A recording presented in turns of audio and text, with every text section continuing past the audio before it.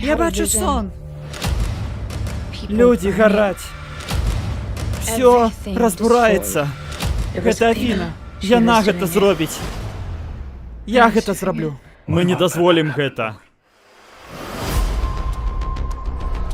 Я бачу, як ти біўся ў рынгу. Вось чаму я абраў менавіта цябе. Што калі я табе скажу, што наша Жанна — рэінкарнацыя багіні Афіны?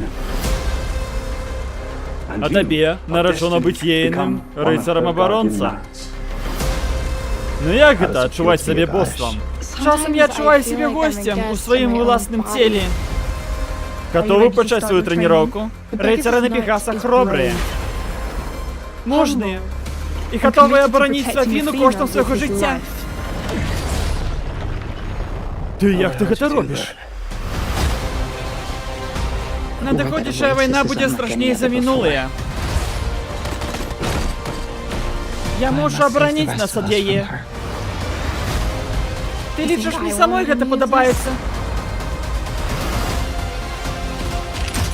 Це я! Гэтая сіла вельмі магутная. Калі авалодаеш ёй, ні адзіная жывая істота не дасць рады спыніць цябе. Табе лепей прышпіліць пас.